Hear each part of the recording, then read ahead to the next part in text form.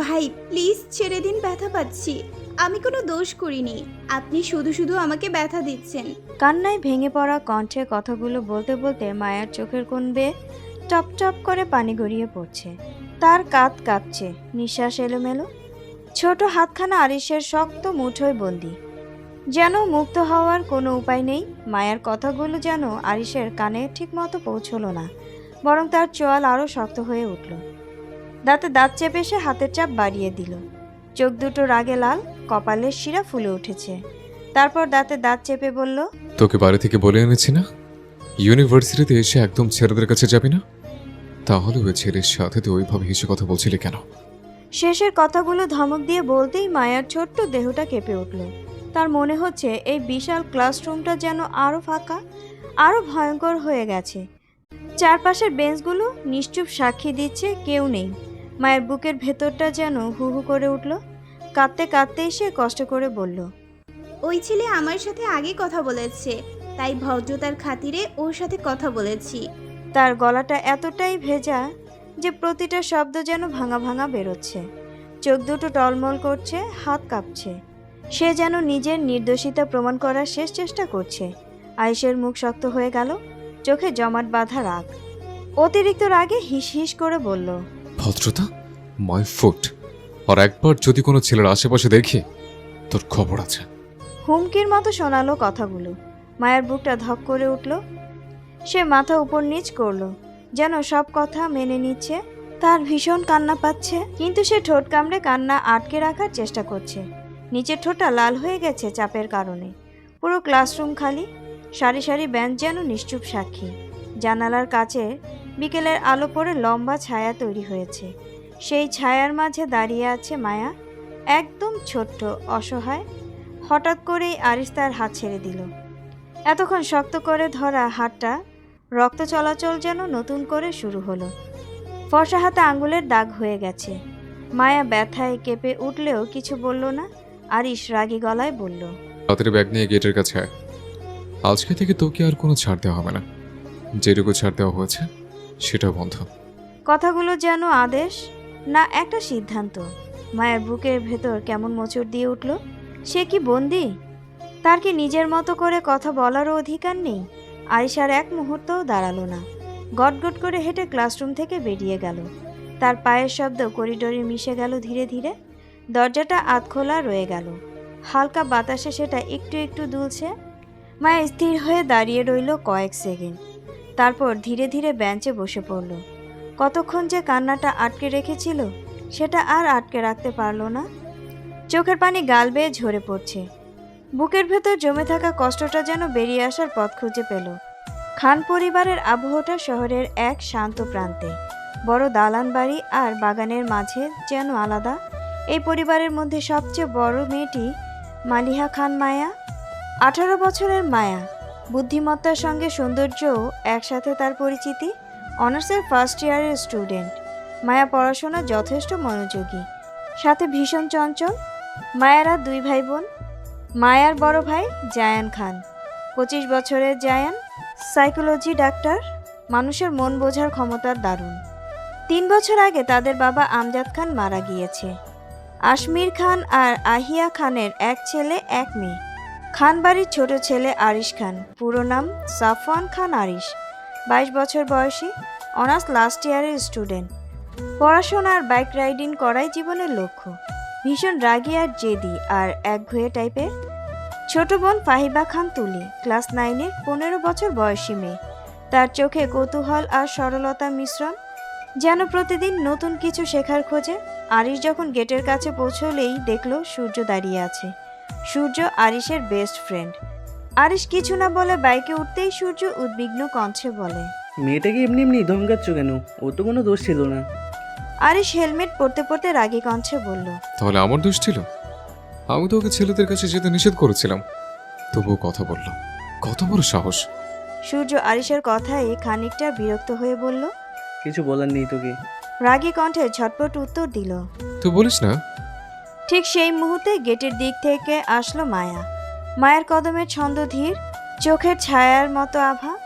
তার মুখে চোখের কোণে টপ টপ পানি, ঠোঁটের কোণ হালকা কেটে গেছে, স্পষ্ট বোঝা যায় সে কেঁদেছে। কিন্তু শুধু কাদাই নয়, চোখের ভেতর ভয় ঝলমল করছে, প্রতিটি পদক্ষেপে যেন তার হৃদয়টা কাঁপছে। সূর্য এখনো তার উদাস হেসে থাকা মুখে মায়ার দিকে তাকিয়ে আছে। পুতুল, প্রথম দিন ইউনিভার্সিটি কেমন কাটলো? মায়া খানিকটা লজ্জায় লুকিয়ে তাকালো। চোখ ভিজে থাকা ঝাপসা আলোয় তার কিশোরী সৌন্দর্য আরও কোমল মনে হলো। তার হাতের ব্যাগ টানতে টানতে কাপা স্পর্শ আর কণ্ঠে ছোট্ট ফিসফিস। ভালো। আরিশ আরেকটা হেলমেট হাতে নিয়ে মায়াকে উদ্দেশ্য করে গম্ভীর কণ্ঠে বলল। এদিকে আয়। মায়া ধীর পায়ে এগুলো, যেন প্রতিটি ধাপে ভয় আর সতর্কতা মিশে আছে। আরিশের সামনে এসে দাঁড়াতেই আরিশ হেলমেটটি যত্ন সহকারে পরিয়ে দিয়ে গম্ভীর কণ্ঠে নির্দেশ দিল। বাইকে ওঠ।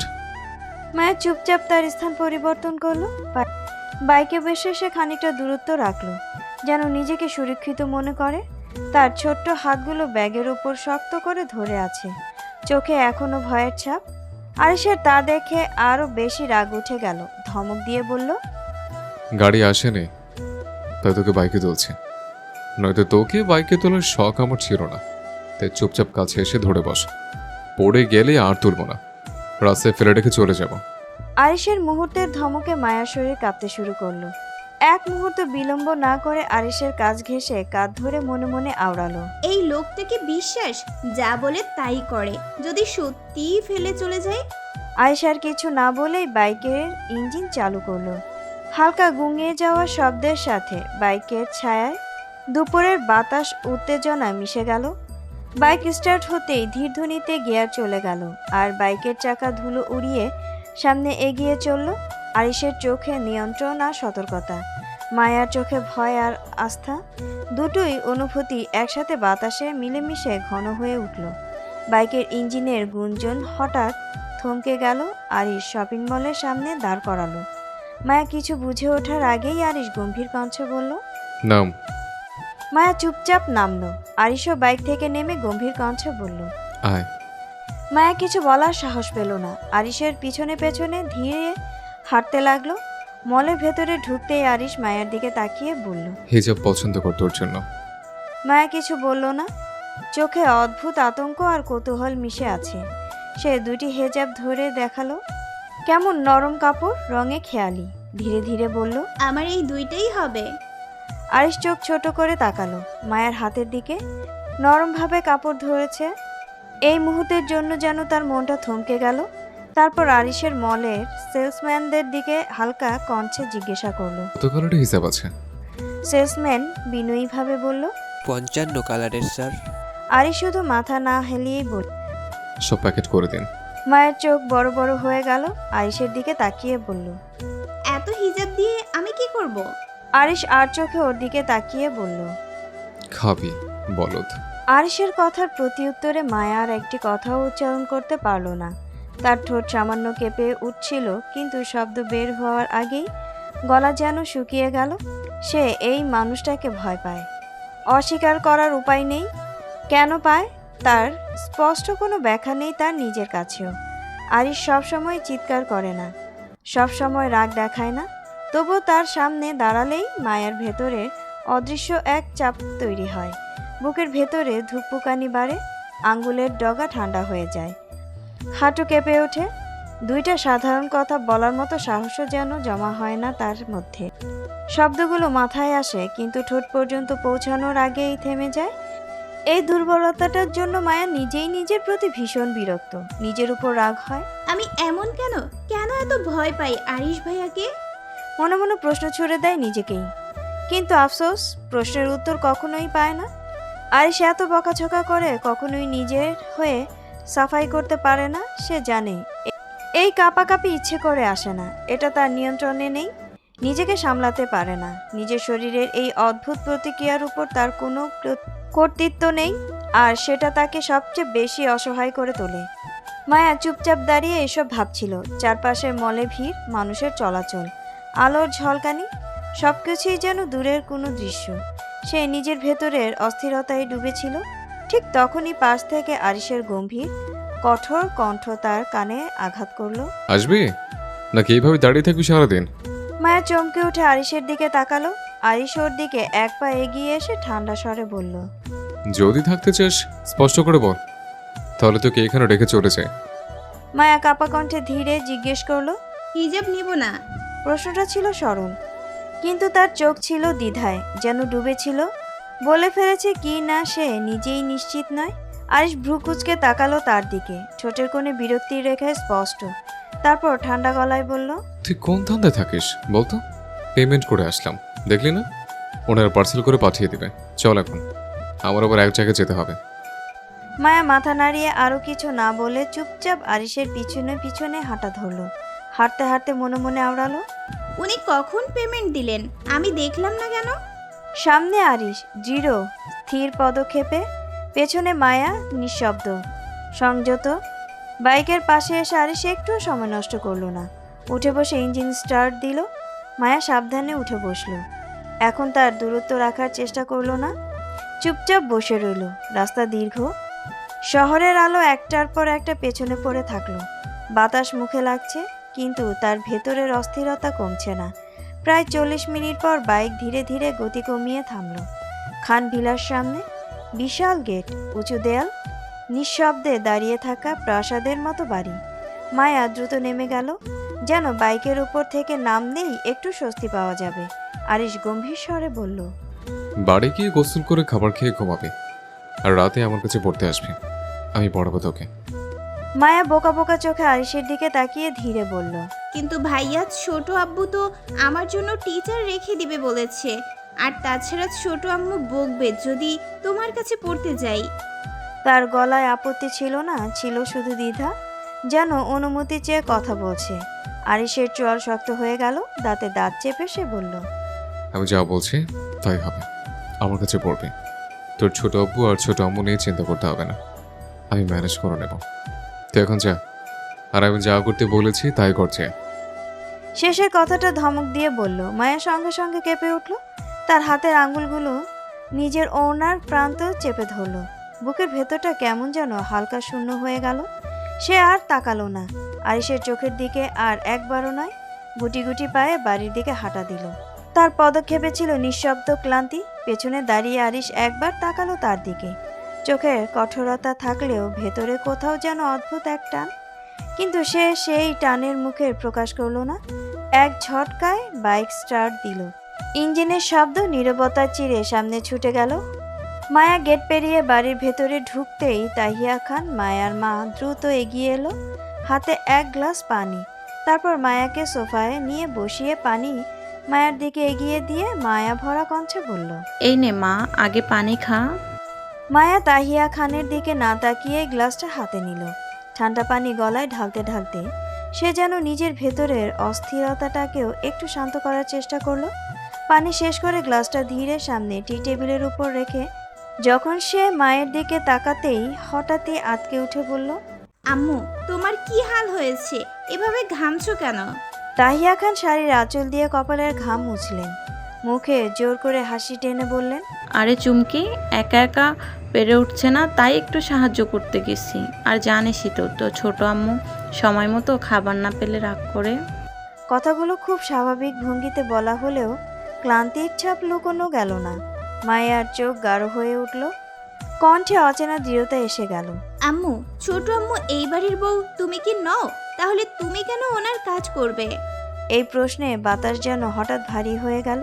ঠিক তখনই সিঁড়ি বেয়ে নামতে নামতে আহিয়া খানের ঠান্ডা ধারালো কণ্ঠ ভেসে এলো, কারণ তোরা সবাই মিলে এই বাড়ির অন্ন ধ্বংস করছিস।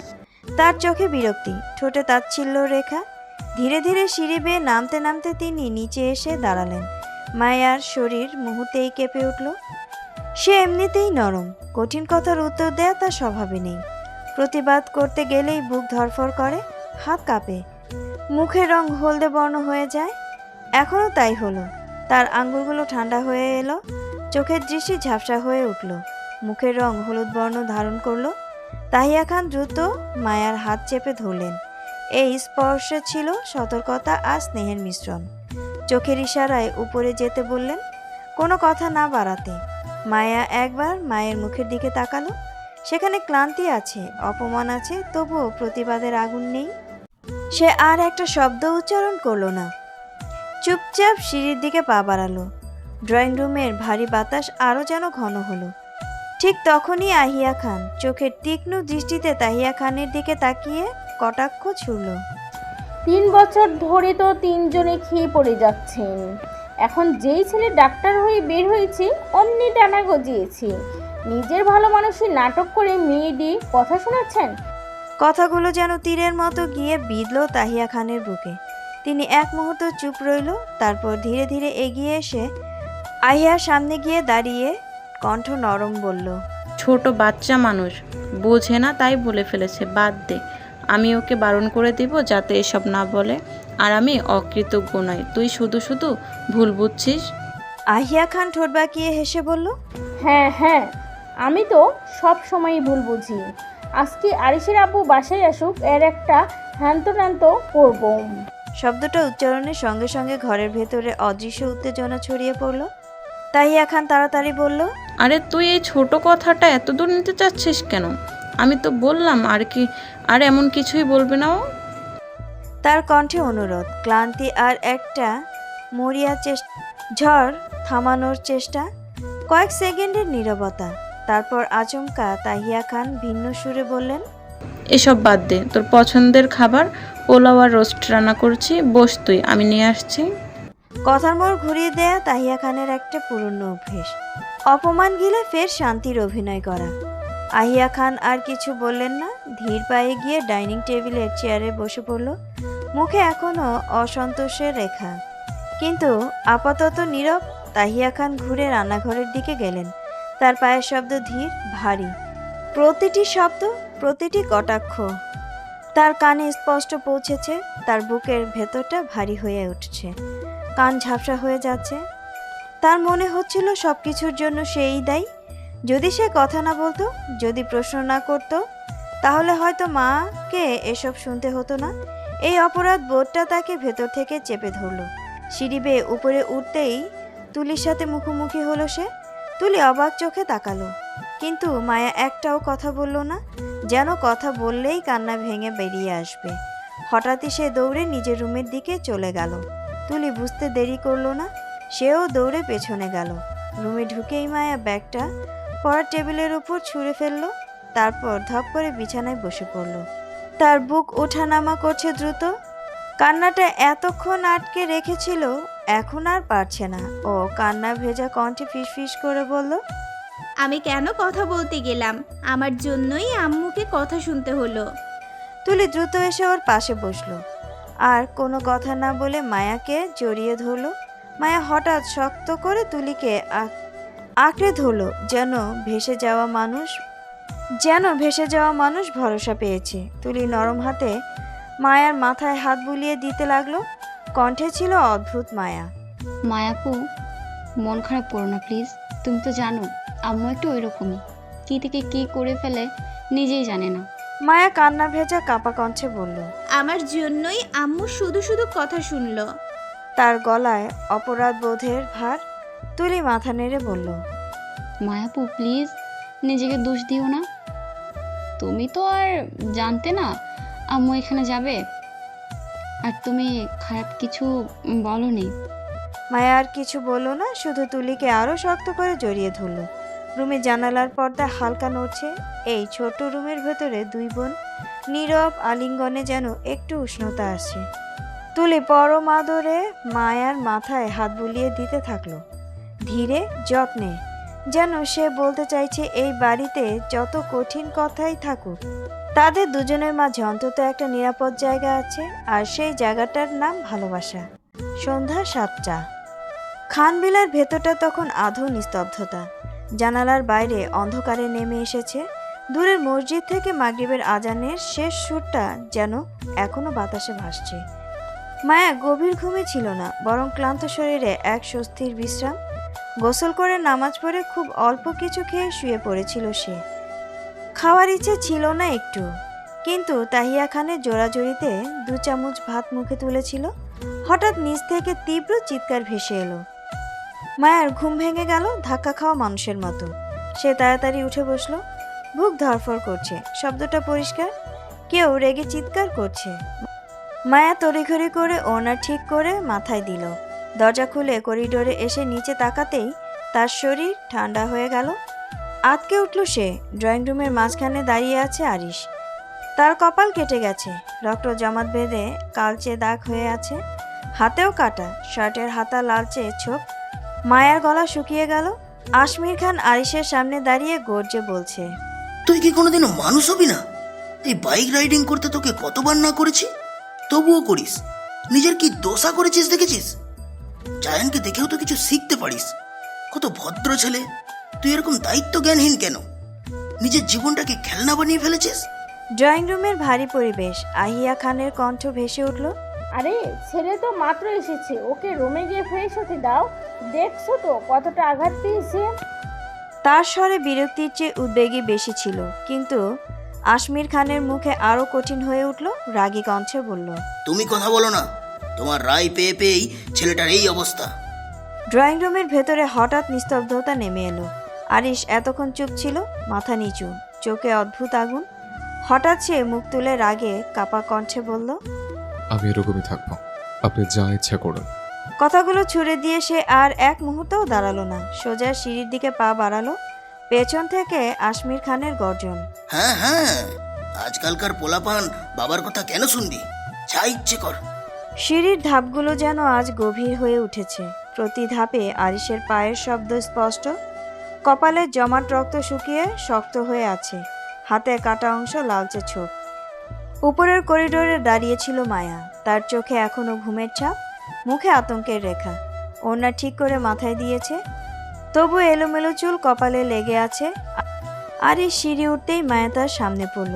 এক মুহূর্ত তার চোখ থেমে গেল মায়ার মুখে। সেই আধো ঘুম জড়ানো ভীতু মুখটা দেখে যেন তার হৃদস্পন্দন আচমকাই থেমে গেল। কি এক অদ্ভুত অনুভূতি যেন বুকে দোলা দিল। রাগ, অস্বস্তি নাকি অন্য কিছু? মায়ের চোখ সোজা গিয়ে পড়েছে আরিশের কপালের ক্ষতে। ভয়ের সাথে উদ্বিগ্ন মিশে আছে। দুজনের চোখ এক সেকেন্ডের জন্য আটকালো। পরপরই আরিশ মুখ ফিরিয়ে নিল, আর এক মুহূর্তেও দাঁড়ালো না। কোনো কথা না বলে গটগট করে নিজের রুমের দিকে চলে গেল। মায়া কিছুক্ষণ দাঁড়িয়ে থাকলো। আরিশ নিজের রুমে ঢুকে দরজা আধখোলা রেখেছে। সে জানে এই মানুষটা জেদি, ব্যথা পেলেও কারো সামনে দুর্বল হবে না, ব্যান্ডেজ করবে না, ওষুধ লাগাবে না। তার বুকের ভেতরটা মোচড় দিয়ে উঠল। ও মনে মনে ভাবল, রক্তটা তো জমে আছে, যদি ইনফেকশন হয়। তারপরও আর কিছু না ভেবেই গুটি গুটি পায়ে এগিয়ে গেল আরিশের দরজার সামনে। হাত তুলে খুব হালকা করে দরজা ধাক্কা দিল। ভেতরে কোনো সাড়া নেই। দরজাটা ঠেলে ভেতরে তাকাতেই দেখল আরিশ বেডের ওপর বসে আছে, হেডবোর্ডে হেলান দিয়ে চোখ বন্ধ। কপালের পাশে শুকিয়ে যাওয়া রক্তের দাগ স্পষ্ট, মুখ শক্ত, নিঃশ্বাস ভারী। মায়া আস্তে করে রুমে ঢুকে দরজাটা আরও একটু খুলে দিল। পায়ের শব্দ না করার চেষ্টা করছে। তার চোখ গিয়ে পড়ল ড্রয়ারের দিকে। ওখানেই তো ফার্স্ট এইড বক্সটা থাকে। সে নিঃশব্দে এগিয়ে গেল, হাত বাড়িয়ে ড্রয়ার টানতেই হঠাৎ শক্ত একটা হাত তার কবজি চেপে ধরল। এক ঝটকায় টান। মায়া ভারসাম্য হারিয়ে বেডের উপর পড়ে গেল। তারপরে আরিশ তার উপরে শুয়ে দু হাত দিয়ে দুই পাশে ভর দিল। সে যেন আটকে গেছে তার মাঝখানে। মায়া চোখ শক্ত করে বন্ধ করে ফেলল। তার হৃদস্পন্দন যেন এখন জোরে লাফাচ্ছে, যেন বুক ফেটে বাইরে বেরিয়ে আসবে। হাত ঠান্ডা, নিঃশ্বাস কাঁপছে। এক মুহূর্তের জন্য সে বুঝতেই পারল না কি ঘটল। ও মনে মনে আওড়ালো, আমি তো শব্দ করিনি, তাহলে আরিশ ভাইয়া বুঝলো কিভাবে আমি রুমে এসেছি? উনি তো চোখ বন্ধ করেছিলেন। মায়ার নিঃশ্বাস ভারী হয়ে উঠছে। আরিশ কখনোই তার এত কাছাকাছি আসেনি। আরিশের উষ্ণ নিঃশ্বাস বারংবার মায়ার গালে, ঠোঁটের কোণে, চোখে, পুরো মুখ জুড়ে ছুঁয়ে যাচ্ছে। শরীরটা কেমন অসাড় হয়ে আসছে, হাত পা ঠান্ডা, অথচ বুকের ভেতর আগুনের মতো দপদপ করছে। আরিশের গায়ের পারফিউমের গন্ধ মিশে আছে ধুলো, রাস্তাঘাট আর পুরুষালী এক অদ্ভুত গন্ধ। সেই ঘ্রাণে মাথা ঘুরে যাচ্ছে মায়ার। এই ঘ্রাণটা মায়ের কাছে মারাত্মক লাগে, যেন চুম্বক। মায়ের চোখ খুলতে পারছে না, সাহস নেই। আরিশ মায়ের দিকে আরও একটু ঝুঁকে এলো। তার কণ্ঠস্বর নিচু, ভারী, তবুও ভেতরে জমে থাকা রাগ স্পষ্ট। দাঁতে দাঁত চেপে বলতে লাগলো, কেন এসছিস এখানে? তোর ছোট আপু বললো আমি দায়িত্ব জ্ঞানহীন। এখন যদি আমি সত্যি সত্যি দায়িত্ব জ্ঞানহীনের মতো কাজ করে ফেলে, তখন সামলাতে পারবি তো? কেন আমাকে চালাতে আসিস? আমার শান্তি কি তোদের চাচা ভাতিজি সহ্য হয় না? ঘটনাটা এত দ্রুত ঘটলো যে মায়া প্রথমে বুঝতেই পারেনি কি হলো, কিভাবে হলো। আচমকা আরিশের ঝুঁকে পড়ছিল তার দিকে। মুহূর্তের মধ্যে তার ওষ্ঠের উপর এক অপ্রত্যাশিত রুক্ষ স্পর্শ নেমে এলো। মায়ার দেহ যেন বিদ্যুৎ খেলে গেল। ভয়, লজ্জা, অবিশ্বাস, শরীরের ভেতরটা কেঁপে উঠল প্রবলভাবে। হাত দুটো অসহায়ভাবে কাঁপতে লাগলো। বুকের ভেতরে হৃদস্পন্দন অসংলগ্ন ছন্দে দুকপুক করতে লাগলো। সে চোখ বন্ধ করে ফেলেছিল, কিন্তু চোখের কোণ বেয়ে জল গড়িয়ে পড়ছিল নিরবধি। তার কাঁপা কাঁপা ফোপানির নীরব রুমটাকে আরো ভারী করে তুলেছিল। আরিশ হঠাৎ থেমে গেল। বিরক্তির ছাপ স্পষ্ট তার মুখে। যেন এই কান্না তাকে আহত করেনি, বরং উত্তেজিত ও অস্থির করে তুলছে। সে দ্রুত সরে গেল, তারপর রাগে গর্জে উঠে বলল, আমার কাছে কেন আসিস? জানিস তো আমি খারাপ। কণ্ঠে আত্ম অবমাননা আর অসংলগ্নের মিশ্র সুর। মায়া কাঁপতে কাঁপতে কিছু বলতে চেয়েছিল, কিন্তু শব্দ বের হলো না। গলা যেন শুকিয়ে পাথর হয়ে গেছে। আরিশ হঠাৎ তার হাত চেপে ধরল, শক্ত, প্রায় নির্মম টান। বের হয়েছে। এক ঝটকায় তাকে বিছানা থেকে নামিয়ে দরজার দিকে ঠেলে দিল। মুহূর্তের মধ্যেই দরজা খুলে তাকে বাইরে ছুড়ে দিল। মায়ের দেহটা ছিটকে পড়ল দরজার ওপাশে রাখা শোপিছের ধারে। কপালে সজোরে লেগে গেল শোপিছের কর্নার। ঝাঁকুনি, ব্যথা, তারপর উষ্ণ কিছু গড়িয়ে পড়ার অনুভূতি। কপাল কেটে গেছে, রক্তের ফোঁটা ধীরে ধীরে গড়িয়ে নেমে এলো কপাল বেয়ে। কিন্তু সে বসে রইল না, কাঁদতে কাঁদতে উঠে দাঁড়ালো। চোখ ঝাপসা, পথ অস্পষ্ট, করিডোরটা যেন দুলছে। তবুও সে দৌড় দিল নিজের রুমের দিকে। দরজাটা ভেতর থেকে বন্ধ করার পরও আরিশের বুকের ভেতরের ঝড় থামল না। রুমের বাতাস যেন ভারী হয়ে উঠেছে। দেয়ালগুলোও যেন তাকে দম বন্ধ করে ফেলতে চাইছে। সে আর এক মুহূর্তও ভেতরে থাকতে পারল না।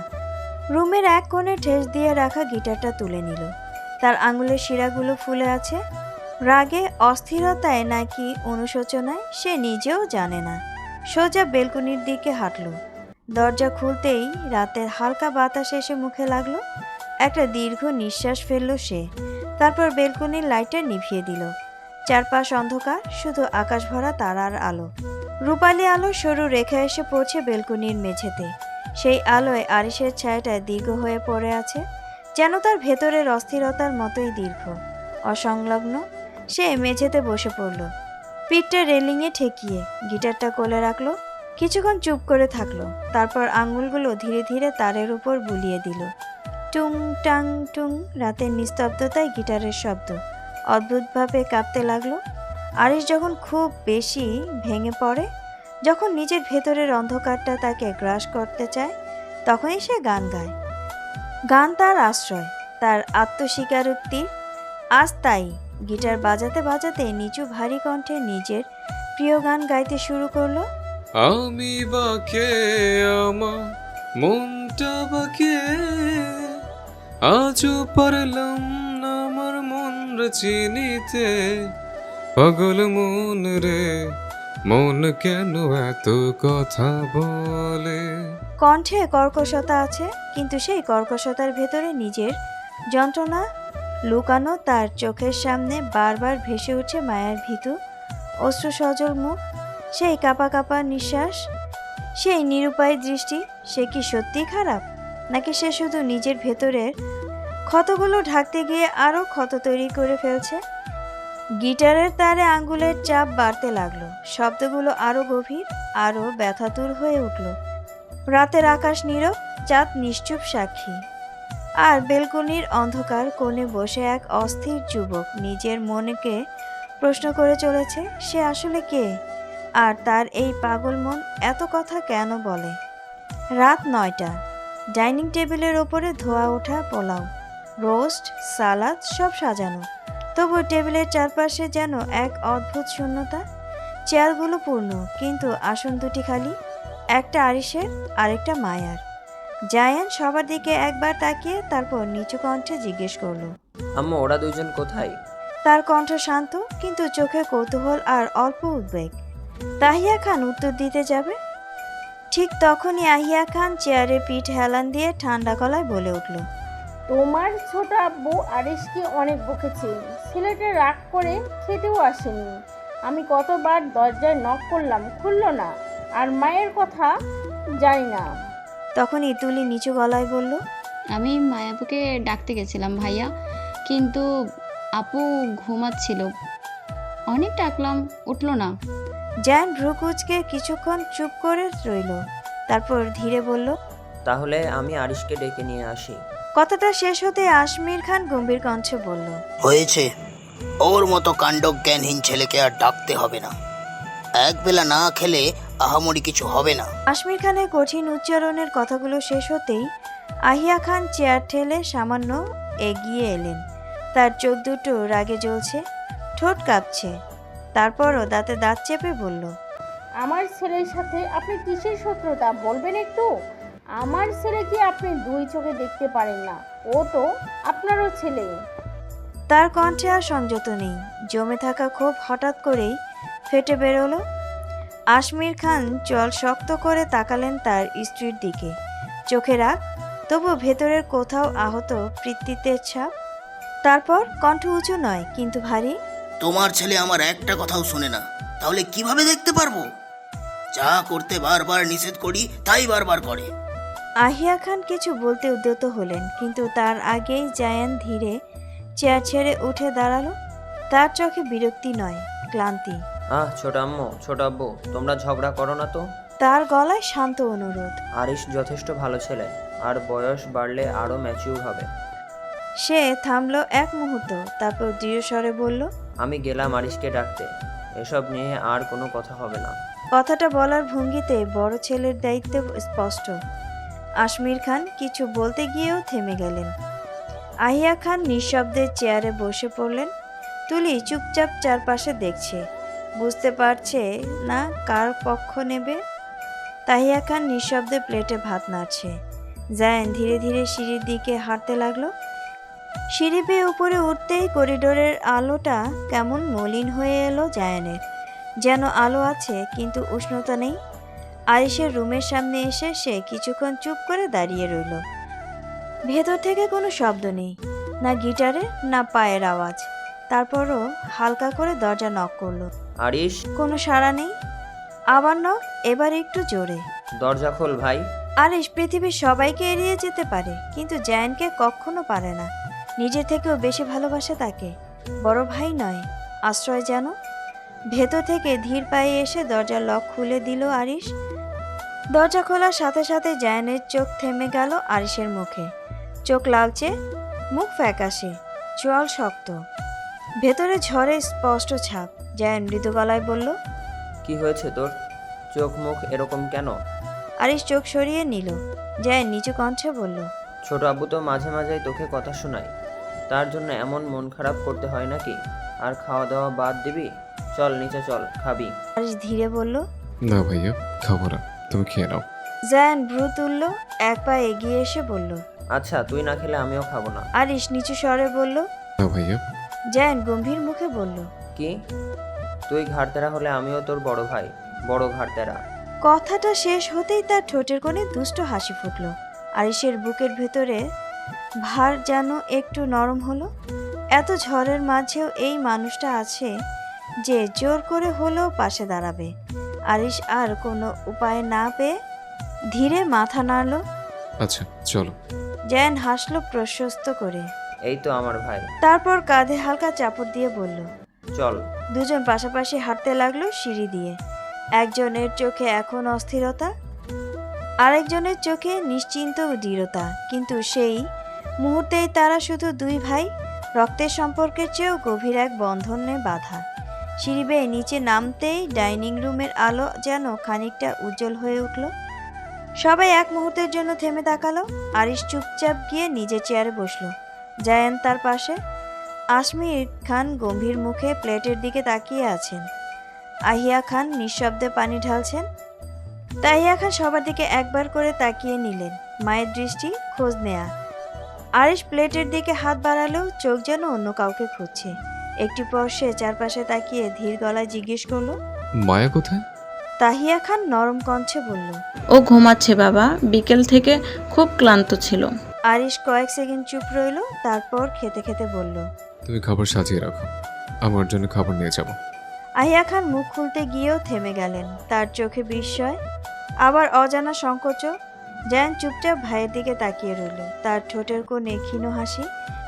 সে বুঝতে পারে আরিশ যতই রাগী হোক, যতই ঝগড়ার মতো আচরণ করুক, তার ভেতরে নরম একটা জায়গা আছে। আজমির খান কিছু বলবেন না, শুধু একবার গভীর দৃষ্টিতে ছেলের দিকে তাকালেন। আরিশের মাথা নিচু করে খেতে লাগলো। খাবারের প্লেটটা হাতে নিয়ে আরিশ ধীর পায়ে সিঁড়ি বেয়ে উপরে উঠল। রুমের দরজা আধ খোলা, ভেতরে আলো জ্বলছে, কিন্তু বিছানা খালি। তার ভ্রু কুঁচকে গেল। প্লেটটা ছোট্ট টি টেবিলের উপর রেখে আশেপাশে তাকালো।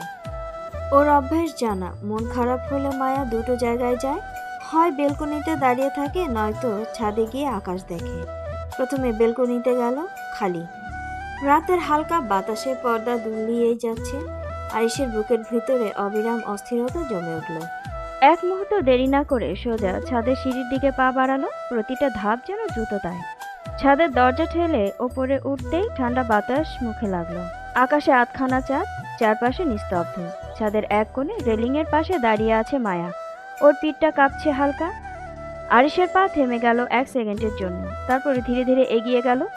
কাছে যেতেই বুঝতে পারলো মায়া কাঁদছে। কোনো শব্দ নেই, আরিশের ভেতরে কিছু যেন ছিঁড়ে গেল। এক ঝটকায় মায়ার হাত ধরে নিজের দিকে ঘুরিয়ে দিল। আচমকা টানে মায়া ভয় পেয়ে চোখ বন্ধ করে ফেলল। বুক ধুকপুক করছে, চাঁদের আলোয় ওর মুখটা ফ্যাকাশে। আরিশের দৃষ্টি হঠাৎ থেমে গেল ওর কপালে। চুলের ফাঁকে কি দেখা যাচ্ছে? কাটা দাগ, শুকনো রক্তের দাগ লেগে আছে। তার চোখ এক মুহূর্তে বদলে গেল। রাগ, বিস্ময়, আতঙ্ক সব একসাথে। কণ্ঠ অস্থির হয়ে উঠল। মায়া, তোর কপালে কি হয়েছে? মায়া ধীরে ধীরে চোখ খুলল। চাঁদের আলোয় আরিশের মুখটা এত কাছে। মায়া একদমই এই সময় এখানে আরিশকে আশা করেনি। সঙ্গে সঙ্গে আগের ঘটনার স্মৃতি ছুঁয়ে ছুঁয়ে মনে। দরজা ধাক্কা, পড়ে যাওয়া, কপালের জ্বালা। মায়ার চোখে আবার পানি ভরল। সে কাপা গলায় বলল, ছাড়ুন আমাকে, তখন ব্যথা দিয়ে এখন কেন আসছেন আমার কাছে? কথাগুলো খুব জোরে বলল না, তবুও তীক্ষ্ণ। আরিশ থমকে গেল। আমি কখন তোকে ব্যথা দিলাম? তার কণ্ঠে বিস্ময়, যেন সে সত্যি বুঝতে পারছে না। মায়া তাকালো তার দিকে, চোখ লাল ভেজা। তারপর কাপা কণ্ঠে বলল, কখন আবার? তখন রুম থেকে ধাক্কা দিয়ে বের করে দিলেন, তখনই তো পড়ে গিয়ে ব্যথা পেয়েছি। শব্দগুলো শেষ হতেই বাতাস যেন ভারী হয়ে গেল। 1 সেকেন্ড, 2 সেকেন্ড, তারপর আরিশের মুখের রং বদলে গেল। সে হঠাৎ ঘুরে পাশের দেয়ালে একের পর এক ঘুষি মারতে লাগলো। শব্দে মায়া আটকে উঠল। কি করেছি? তার চোখে আতঙ্ক। আরিশ দাঁত চেপে বলল, আমি শুধু শুধু তোকে ব্যথা দেই, তাই না? মায়ার দৃষ্টি গিয়ে থামলো তার হাতে। আপনার হাত? দেয়ালের আঘাত করতে করতে হাতের চামড়া উঠে গেছে। আগের কাটা জায়গা থাকায় রক্ত ফেটে বেরোচ্ছে, কিন্তু আরিশ যেন সেই দিকে খেয়ালই করছে না। সে আবার মায়ের দিকে ফিরল। চাঁদের আলোয় কপালে শুকনো রক্তের দাগ আরো স্পষ্ট। আরিশের আঙ্গুল এবার কাঁপছে। ধীরে ধীরে চুল সরিয়ে ক্ষত জায়গাটায় দেখতে লাগলো। চাঁদের আলোয় ছাদের বাতাস যেমন স্থির হয়ে আছে। আরিশ ধীরে ঝুঁকে মায়ের কপালের ক্ষতস্থানে ঠোঁট ছুঁয়ে দিল। স্পর্শটা খুব হালকা, কিন্তু মায়ার পুরো শরীর কেঁপে উঠল। অপ্রস্তুত, লজ্জিত, অস্থির। আরিশ কপাল সরায়নি, নিজের কপালটা মায়ের কপালে ঠেকিয়ে নিঃশ্বাস ফেলে ফিসফিস করে বলল, আমি তোকে অনেক বেশি আঘাত দিয়েছি, তাই না? বল, আর কোথায় আঘাত পেয়েছিস? আমার ছোটের স্পর্শে তোর সব আঘাত ভালো করে দেব। তার আঙ্গুল আবার আলতো করে কপালের পাশে ছুঁয়ে রইল। কিছুক্ষণ নীরবতা, শুধু দুজনের শ্বাসের শব্দ। তারপর আরিশ একটু দূরে সরে তাকালো মায়ার চোখে। তারপর নিচু কণ্ঠে বলল, তুই তো জানিস আমি রেগে গেলে নিজের মধ্যে থাকি না, তবু কেন ওই সময় আমার কাছে যাস? মায়া কাপা কণ্ঠে বলল, আপনি ব্যথা পেয়েছিলেন তাই ব্যান্ডেজ করতে গেছিলাম, নয়তো আপনার কাছে যাওয়ার কোনো ইচ্ছে আমার ছিল না। মায়া সরল শিশুসুলভ উত্তর শুনে আরিশের ঠোঁটে হালকা হাসি ফুটল। তারপর আরিশ ঝুঁকে মৃদু স্বরে বলল, সত্যি আমার কাছে যাওয়ার ইচ্ছে ছিল না আমার স্বপ্নপুরীর? মায়া আরো লজ্জায় লাল হয়ে গেল। রাতের আকাশে চাঁদ নিশ্চুপ সাক্ষী হয়ে রইল। একদিকে অপরাধ বোধে গভীর এক তরুণ, অন্যদিকে লজ্জায় নত এক তরুণী। তাদের মাঝখানে জমে আছে অজস্র না বলা কথা। রাগের আড়ালে লুকোনো যত্ন, ভয়ের আড়ালে লুকোনো মহব্বত, আর সেই ছাদের নির্জনতা। ভোরের আলো পর্দার ফাঁক গলে রুমে ঢুকেছে। হালকা রোদ মেঝেতে পড়ে নরম একটা আবহ তৈরি করেছে। মায়া গভীর ঘুমে ছিল। রাতে কান্না ক্লান্তি সব মিলিয়ে শরীরটা অবসন্ন। হঠাৎ মায়াপু, মায়াপু, উঠো। তুলির তীব্র চিৎকারে ঘুম ভেঙে গেল মায়ার। মায়ের চোখ কসলাতে কসলাতে উঠে বসলো। চুল এলোমেলো, চোখ আখ খোলা। পিন পিন করে তাকালো তুলির দিকে। ঘুম জড়ানো কণ্ঠে বলল, কি হয়েছে তুলি? এভাবে ডাকছিস কেন সকাল সকাল? কয়টা বাজে? তুলি হাত কোমরে দিয়ে দাঁড়িয়ে আছে, মুখে উত্তেজনা, চোখ বড় বড় করে বলল, রাখো তোমার বাজাবাজি, আগে বলো এতগুলো হিজাব তোমার নামে আসছে কিভাবে? আমি তো অবাক। মায়া চোখ মুখ কুঁচকে বিরক্ত স্বরে বলল। এই জন্য সকাল সকাল আমাকে ঘুম থেকে তুললি? তুলি এবার মায়ের পাশের বিছানায় উঠে বসলো, গলাটা নামিয়ে, কিন্তু উত্তেজনা কমেনি। বলো না, এত হিজাব, কালার ডিজাইন সব আলাদা, কে পাঠালো?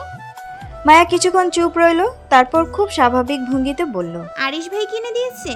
তুলি মুখ হা হয়ে গেল, পরক্ষণেই চোখ বড় করে চিৎকার করে উঠল। কি? মায়া ভ্রু কুঁচকে বলল, এত চিৎকার করার কি আছে? তোর ভাই কি আমাকে কিনে দিতে পারে না? তুলি মায়ের দিকে তাকিয়ে চোখ টিপে বলল, কিনে দিতে পারবে না কেন? অবশ্যই পারবে। আচ্ছা বাদ দাও, ভালো বলো তো তোমার আর ভাইয়ার ব্যাপার কি? মায়া ভ্রু কুঁচকে তাকালো, বলল, মানে?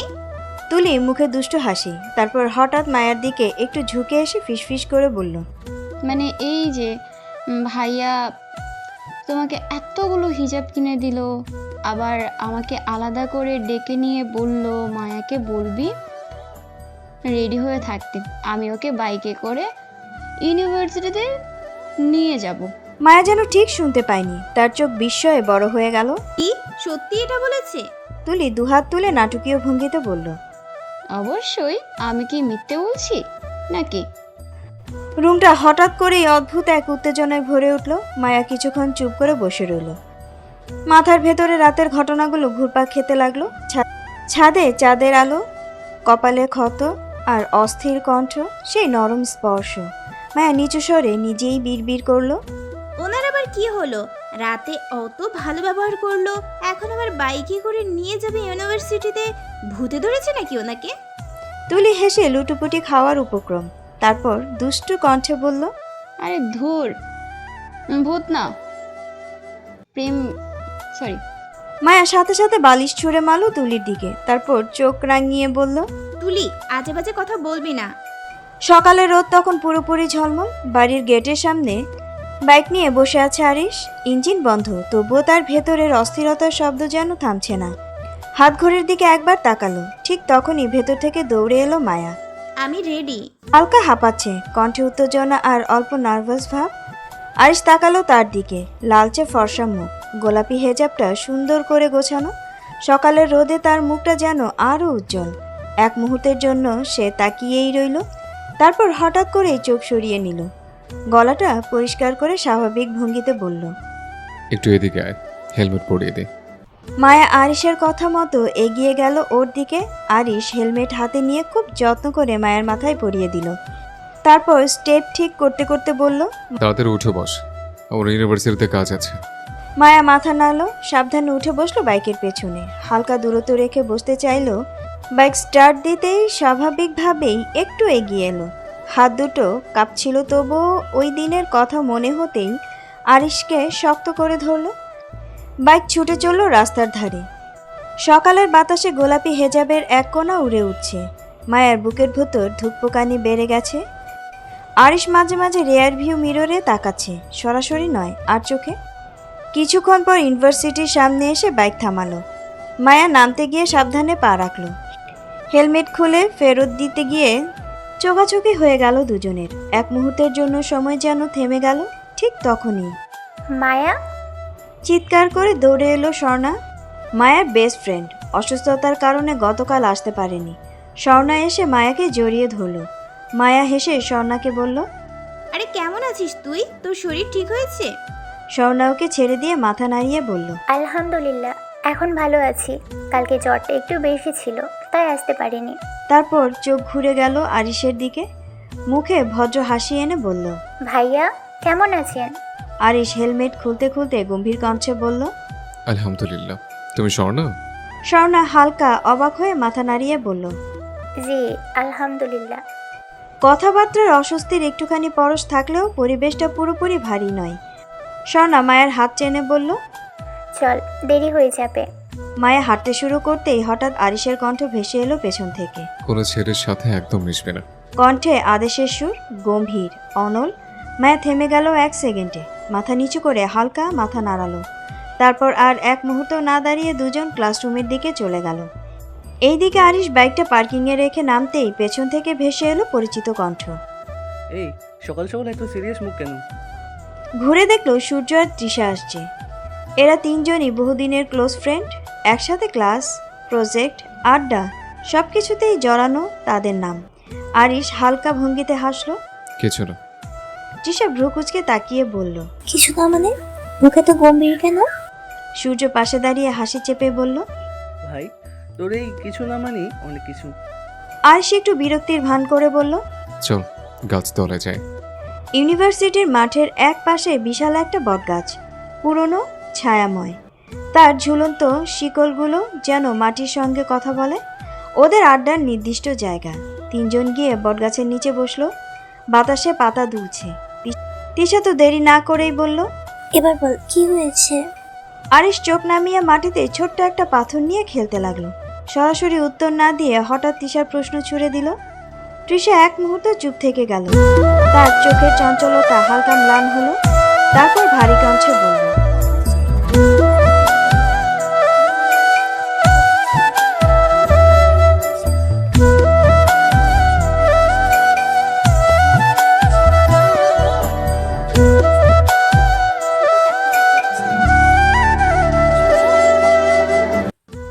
আমার দাদা দাদু আমাকে বড় করেছে, ওদের ছেড়ে আমি কোথাও যাব না, তাই লন্ডনে চলে আসছি। বটগাছের ছায়ায় কয়েক মুহূর্ত নীরবতা নেমে এলো।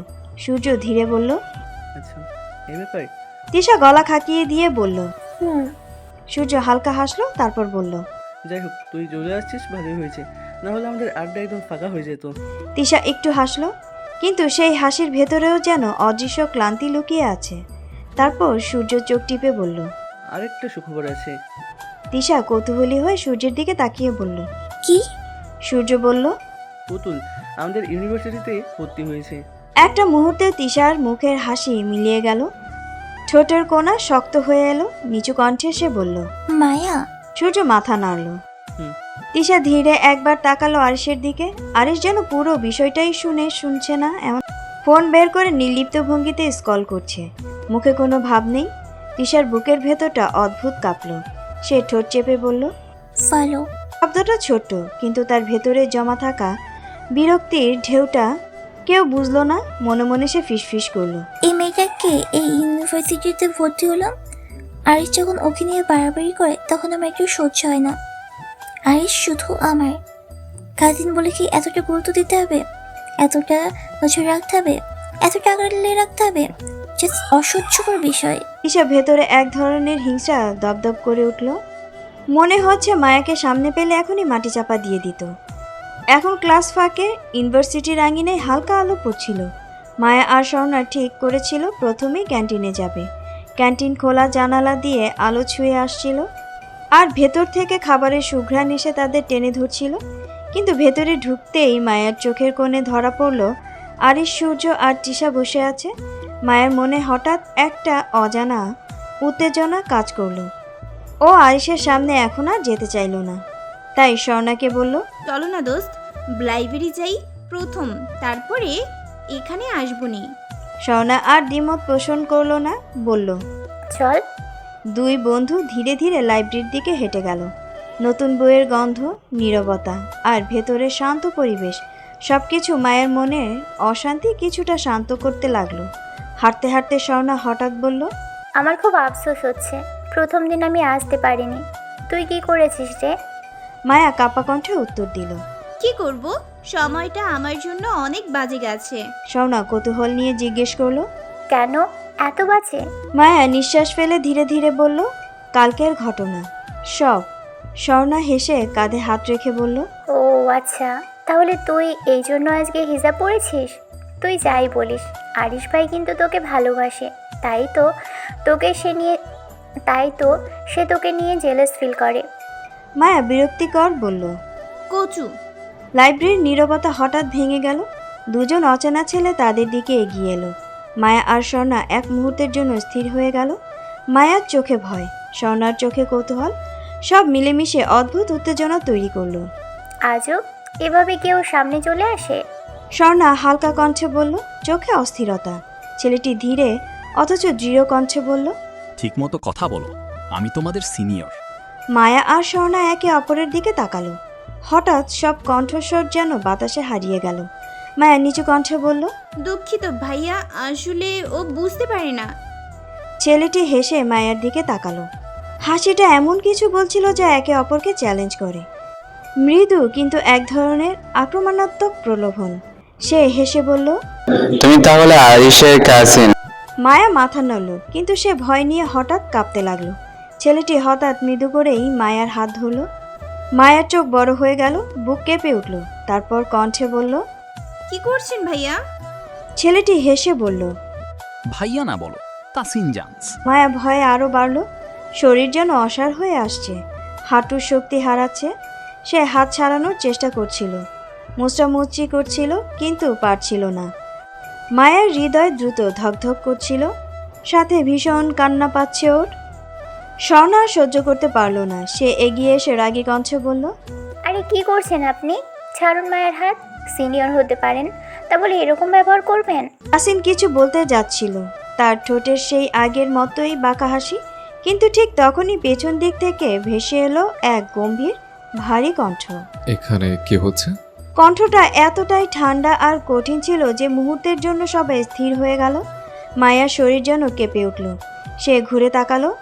আরিশ লাইব্রেরির দরজার কাছে দাঁড়িয়ে আছে। সে চোখ দুটো অস্বাভাবিক রকম লাল, চোয়াল শক্ত হয়ে আছে। মনে হচ্ছিল সে কয়েক সেকেন্ড ধরেই সব কিছু দেখছিল। আরিশের চোখে হঠাৎ গিয়ে থামলো তাসিনের হাতে। সে হাত এখনো মায়ের হাত শক্ত করে ধরে আছে। পরের মুহূর্ত যেন সবকিছু খুব দ্রুত ঘটে গেল।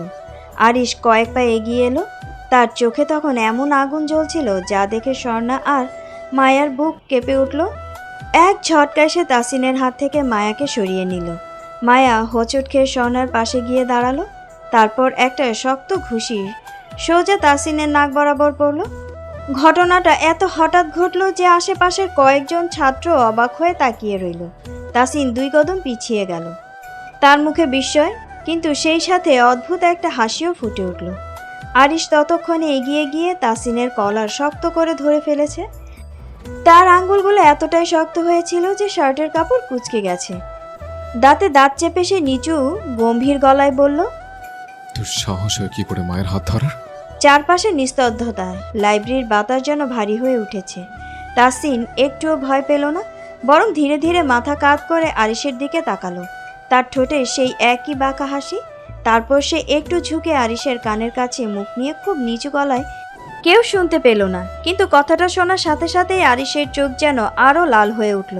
তার চোয়াল শক্ত হয়ে গেল, হাতের শিরা ফুলে উঠল। মনে হচ্ছিল তার রাগ এবার সত্যি আকাশ ছুঁয়ে ফেলেছে। আরিশ আবার ঘুষি দিতে যাচ্ছিল, ঠিক তখনই পেছন থেকে একজোড়া শক্ত হাত এসে তার কবজি চেপে ধরল। এই কি করছিস তুই এসব? গম্ভীর কিন্তু শান্ত কণ্ঠ, সূর্য। সূর্য দ্রুত আরিশের সামনে এসে দাঁড়ালো, তার চোখে বিরক্তি আর চিন্তার মিশ্রণ। তারপর ও নিচু গলায় বলল, ছাড় ওকে, এটা মারামারি করার জায়গা না, লাইব্রেরি এটা, এখানে সবাই পড়তে আসে।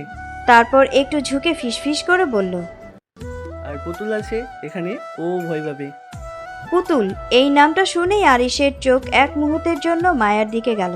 মায়া তখন স্বর্ণার পাশে দাঁড়িয়ে আছে, ভয়ে কাঁপছে। তার হাত দুটো বুকের কাছে জড়ো করা। কয়েক সেকেন্ড চুপ করে থাকলো আরিশ। তারপর ধীরে ধীরে তাসিনের কলার ছেড়ে দিল। তাসিন শার্ট ঠিক করতে করতে বাঁকা হাসি দিল, কিন্তু আরিশ তাসিনের দিকে এমন চোখ পাকিয়ে আর 1 সেকেন্ডও সেখানে দাঁড়ালো না। ও সোজা মায়ার দিকে এগিয়ে গেল। কিছু না বলেই তার হাত শক্ত করে ধরে ফেলল। তারপর হনহন করে লাইব্রেরি থেকে বেরিয়ে যেতে লাগলো। সবকিছু এত দ্রুত ঘটেছিল যে মায়া কিছু বলার সুযোগই পেল না। মায়া চেষ্টা করছিল আরিশের সাথে তাল মিলিয়ে হাঁটতে, কিন্তু আরিশের লম্বা পা আর দ্রুত হাঁটার সাথে মায়া ঠিক পারছিল না। মায়ার নিঃশ্বাস দ্রুত হয়ে যাচ্ছিল, হাতটা তার মুঠোর মধ্যে প্রায় আটকে গেছে। কিছু দূর যাওয়ার পর অবশেষে মায়া কাঁপা কণ্ঠে বলল, ভাইয়া আমি এত দ্রুত হাঁটতে পারছি না, ছাড়ুন প্লিজ। আরিশ আচমকা থেমে গেল। এক মুহূর্তের জন্য চারপাশে নিস্তব্ধতা নেমে এলো। হালকা বাতাস বইছিল, দূরে কোথাও পাখির ডাক শোনা যাচ্ছিল। তারপর হঠাৎ কোনো আগমন বার্তা ছাড়াই আরিশ মায়াকে কোলে তুলে নিল। মায়া সম্পূর্ণ হতভম্ব হয়ে গেল। তার চোখ বিস্ময়ে বড় হয়ে গেল, অবাক কণ্ঠে আওড়ালো, কি করছেন? কিন্তু আরিশ কোনো উত্তর দিল না। তার মুখ শক্ত, চোখে অদ্ভুত এক নীরব রাগ আর দুশ্চিন্তা। সে চুপচাপ মায়াকে কোলে নিয়েই হাঁটতে লাগলো। ইউনিভার্সিটির পেছনে একটা শান্ত জায়গা আছে, সেখানে খুব কম মানুষই আসে। সেখানে একটা বড় জুঁই ফুলের গাছ দাঁড়িয়ে আছে। গাছটা তখন সাদা ছোট ছোট ফুলে ভরে আছে। বাতাসে মিষ্টি জুঁই ফুলের গন্ধ ছড়িয়ে আছে চারিদিকে। চারপাশে আরও নানান রকম ফুলের গাছ, গোলাপ, বেলি, গন্ধরাজ, ছোট যেন একটা ফুলের বাগান। আরিশ ধীরে ধীরে সেখানে গিয়ে থামলো। তারপর খুব সাবধানে মায়াকে মাটিতে নামিয়ে দিল। জুঁই ফুলের গন্ধ তার চারপাশে ভাসছিল, কিন্তু মায়ার বুকের ভেতর তখনও দ্রুত দুকপুক করছে। আরিশ কিছু বলছিল না, শুধু গভীর চোখে মায়ের দিকে তাকিয়ে রইল। শান্ত পরিবেশের মাঝেও মায়ার বুকের ভেতরটা কেমন অস্থির হয়ে আছে। মায়া চুপচাপ দাঁড়িয়ে আছে, মাথা নিচু, আঙ্গুলগুলো অস্থিরভাবে একে অপরকে জড়িয়ে আছে। কিছুক্ষণ পর সে সাহস করে একবার আর চোখে আরিশের দিকে তাকালো। আরিশ স্থির হয়ে দাঁড়িয়ে আছে, চোখ দুটো গাঢ় আর তীক্ষ্ণ, যেন সে শুধু তাকিয়েই মায়ার ভেতরে সব কথা পড়ে ফেলতে পারছে। মায়া আবার দ্রুত চোখ নামিয়ে ফেলল, তারপর মিনমিন করে বলল, আপনি ওইভাবে আমার দিকে তাকিয়ে আছেন কেন? কথাটা শেষ করার আগেই আচমকা আরিশ এগিয়ে এলো। এক ঝটকায় সে মায়ার দুই হাত শক্ত করে ধরে ফেলল। ধরা এতটাই শক্ত যে মায়ার মনে হলো হাতের হাড় যেন ভেঙে যাবে। সে ব্যথায় একটু কুঁকড়ে উঠল। আরিশ দাঁতে দাঁত চেপে নিচু গলায় বলল, খুব ব্যথা হচ্ছে তাই না? আমারও ব্যথা হয়, প্রচণ্ড ব্যথা হয় বুকে যখন কেউ তোকে স্পর্শ করে। মায়া অবাক হয়ে তাকিয়ে রইল। আরিশের চোখ তখন লাল হয়ে আছে। মনে হচ্ছিল সে নিজের রাগটা কোনোভাবেই ধরে রাখতে চেষ্টা করছে। রাগী কণ্ঠে বলল, কে বলেছিল টুই টুই করে ইউনিভার্সিটি ঘুরতে? হ্যাঁ, তুই যখন ঘুরতে মন চাচ্ছিল তখন আমাকে বলতে, আমি নিজেই তোকে ঘুরে দেখাতাম। মায়ার চোখে তখন পানি জমে উঠেছে। হাতের ব্যথা, ভয় আর আরিশের অদ্ভুত কথাগুলো সব মিলে তার চোখে দিয়ে অজান্তেই পানি গড়িয়ে পড়ল। আরিশ সেটা দেখেই ওর দিকে আরও একটু ঝুঁকে এলো। তার আঙ্গুলের চাপ এখনো শক্ত। তারপর কড়া গলায় বলল, একদম কান্না করবি না। তুই কি ভাবছিস তুই কান্না করলে আমি তোকে ছেড়ে দেবো? মায়ের বুকের ভেতরের অস্থিরতা কিছুতেই কমছিল না। মাথা নিচু করে দাঁড়িয়ে আছে, চোখ থেকে টুপটুপ করে পানি পড়ছিল মাটিতে। কাপা কান্না ভেজে কণ্ঠে ধীরে ধীরে বলল, আমি তো ইউনিভার্সিটিতে স্বর্ণা ছাড়া আর কাউকেই চিনি না, আর ওই ছেলেটা যে আমার সাথে এমন আচরণ করবে আমি ভাবতেই পারিনি। আরিশ কিছুক্ষণ চুপ করে মায়ের দিকে তাকিয়ে রইল, তারপর গম্ভীর গলায় বলল, তুই সাফওয়ান খান আরিশের কিছু লাগিস, এটা জানার পর অনেকেই তোর আশেপাশে ঘুরবে। কেউ কেউ তোকে ব্যবহার করতে চাইবে, কেউ ক্ষতি করতে চাইবে, এটা তোর মাথায় রাখতে হবে। মায়া ধীরে ধীরে মাথা নাড়ল। তার চোখ তখনও ভেজা। আরিশের রাগ যেন একটু একটু করে কমে আসছিল। সে ধীরে ধীরে মায়ার হাত ছেড়ে দিল। ছাড়া পাওয়ার সাথে সাথেই মায়া একটু স্বস্তির নিঃশ্বাস ফেলল, কিন্তু হাতের ব্যথাটা তখনও বেড়ে গেছে। ব্যথার জন্যেই হয়তো আবার তার চোখ দিয়ে পানি পড়তে লাগলো। মায়া মুখ ঘুরিয়ে কান্না লুকানোর চেষ্টা করছিল। হঠাৎই আরিশ তাকে নিজের দিকে টেনে নিয়ে জড়িয়ে ধরল। মায়া যেন বিদ্যুৎ স্পর্শে কেঁপে উঠল। তার চোখ বড় হয়ে গেল। সে কিছু বুঝে ওঠার আগে আরিশ তাকে শক্ত করে বুকে ধরে রাখলো। আরিশ ধীরে ধীরে মায়ের মাথায় হাত বুলিয়ে দিতে লাগলো। হেজাবের উপর দিয়ে তার হাতের স্পর্শ নরম আর শান্ত। তার কণ্ঠ এবার অনেকটা নরম হয়ে গেছে। খুব বেশি ব্যথা করছে? এই প্রশ্নটা শুনে মায়া যেন মুহূর্তের জন্য কান্না করাই ভুলে গেল। এই তো কিছুক্ষণ আগেই মানুষটা তাকে এত বকছিল, রাগে চোখ লাল হয়েছিল, আর এখন একই মানুষ এত নরম কণ্ঠে তার ব্যথার খোঁজ নিচ্ছে। মায়া একদম অস্থির হয়ে গেল। তার বুকের ভেতরটা কেমন অদ্ভুতভাবে ধুকপুক করতে লাগলো।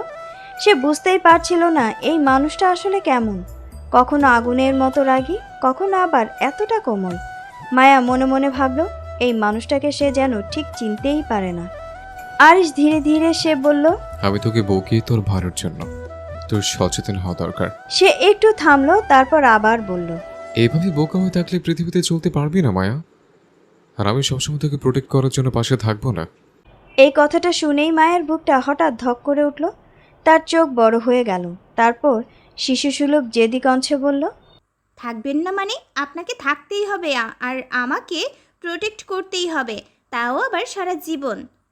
তার কথার ভঙ্গিটা এতটাই সরল আর বাচ্চাদের মতো ছিল যে আরিশ হেসে ফেলল। সে হাসিটা এবার শান্ত, উষ্ণ। তারপর মৃদু গলায় বলল, থাকবো না, কিন্তু যদি কোনোদিন না থাকি?